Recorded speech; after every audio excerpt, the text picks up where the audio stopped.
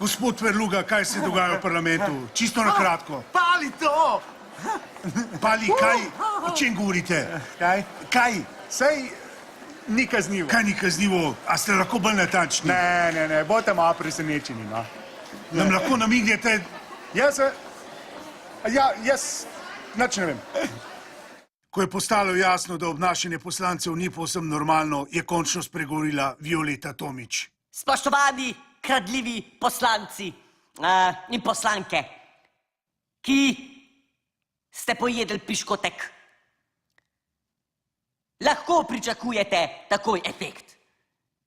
Če je kdo pojedel več kot en piškotek, bo tako kot Hanžek, ki spi zunaj.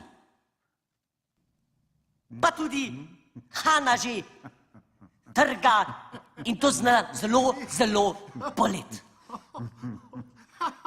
Ja, pač sami ste si krivi, kaj mi pa kradete, ker moja roba ni za en. Velika večina s piškoti ni imela problemov, le malce več so govorili in se smejali. Res pa je, da so bili nekateri povsem zmedeni. Drugim, še najbolj poslancem Möderndorferju, je udarilo na čustva.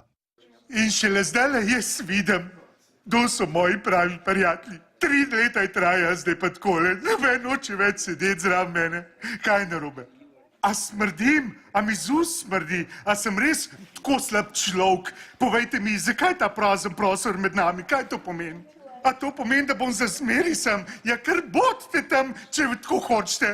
Me sploh ne zanima. Vi kar bodite tam, ko me boste rabili, bom pa jaz šel. Pa me ne bo. Mislim, da bi bilo dobro za kolega Möderndorferja, da bi se mal ulegel. Tudi kolega zraven ni v najboljšem stanju, meni pa tudi že črke plešejo in to najprej na levo, pa na desno, pa na levo, kot da dajmo zaključiti z razpravo. Ej, zbud se!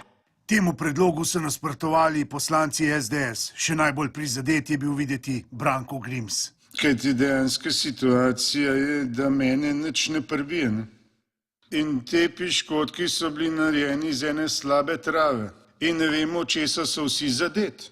Drugače si mi jaz naredil en čaj, imam malo suha usta, moram pa zdajle res nekaj nujno popiti, pa tudi trenutno ostati ne moram, pa v bistvu tudi razmišljati.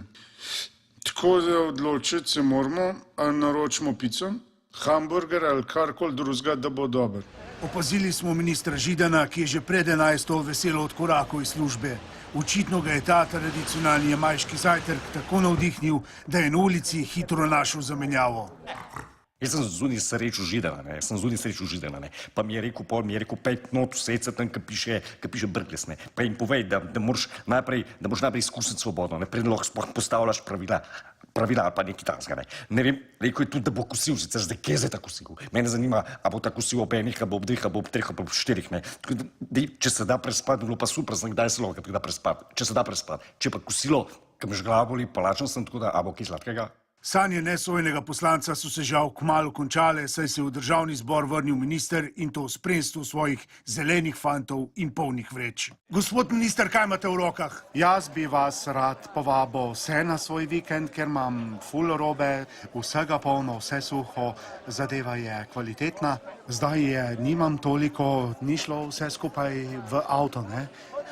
Vam lahko zrihtam 10-15 gramov, maksimalno 20. Pa še moj šofer vam lahko pripelje, kar je v redu, ker imamo res dobro robo.